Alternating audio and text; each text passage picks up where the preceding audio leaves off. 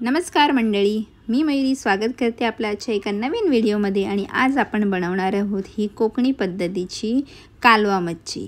चला तर मग व्हिडिओला सुरुवात करूया। तर सुरुवातीला मी इथे एक तवा घेतलेला आहे, लोखंडी तवा आहे हा। लोखंडी तव्यामध्ये कोणतीही नॉनव्हेज मच्छी किंवा काहीही ना खूप छान लागते। तर या तव्यामध्ये तेल गरम करून घेतलेला आहे आणि त्यामध्ये साधारणतः 7 ते 8 एवढे लसणाच्या पाकळ्या ठेचून घेतलेल्या आहेत। सोबतच हिंग टाकायचं आहे थोडंसं आणि बारीक चिरलेला कांदा घेतलेला आहे। आता हे सर्व आपण सुरुवातीला चांगलं तेलामध्ये परतून घेऊया। कांदा चांगला भाजला परतला की त्यामध्ये आपण बारीक चिरलेला टोमॅटो टाकणार आहोत। इथे कांदा आणि टोमॅटो मी एक घेतलेला आहे।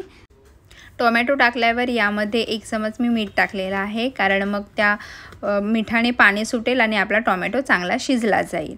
चांगला टोमॅटो परतून घेतल्यानंतर आपण यामध्ये मसाले टाकूया। तर त्यामध्ये सुरुवातीला मी हळद घेते, त्यानंतर घेऊया धणे पावडर, 1 चमच गरम मसाला घेतलेला आहे आणि लाल तिखट मसाला आपल्या चवीनुसार घ्यायचा आहे। जास्त तिखट हवं असेल तर मग जास्त घ्यायचं आहे। त्यानंतर कोकम घेतलेले आहेत मी आंबट होण्यासाठी आपली मच्छी। चांगला परतून घ्यायचे आहेत मसाले या तेलामध्ये। त्यानंतर 1 चमच एवढं मी हे कांदा खोबऱ्याचं वाटण घेतलेलं आहे। कांदा खोबरं लसूण हे सगळं भाजून त्याचं वाटण करायचं असतं।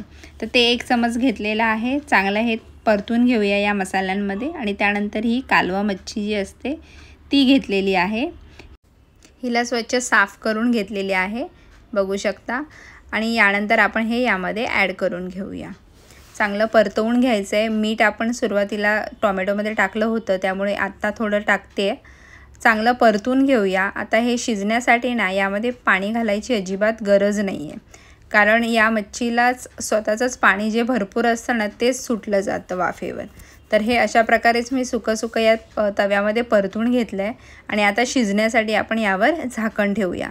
झाकण ठेवल्यानंतर दिसेल की याचं पाणी आहे ते वाढलं जातं, याला पाणी सुटतं, तर त्यामुळे ही मच्छी चांगली शिजली जाते। तर ही आपण अशा सुकीच अशी बनवणार आहोत। मस्तपैकी चपाती किंवा भाकरीसोबत किंवा भातासोबतही खूप छान लागते। पुन्हा एकदा मी झाकून ठेवलं होतं। आता बघू शकता पूर्णपणे ही मच्छी शिजलेली आहे। आपण पुन्हा एकदा ढवळून घेऊया। वरून थोडीशी कोथिंबीर घालते आणि गॅस बंद करते। रेडी आहे खाण्यासाठी। व्हिडिओ थोडी जरी आवडली असेल तर व्हिडिओला नक्की लाईक करा आणि नवीन असाल तर चॅनलला सबस्क्राईब करून जा। काही कमेंट्स असतील तर त्यासुद्धा करू शकता। भेटूया पुढच्या व्हिडिओमध्ये, तोपर्यंत बाय।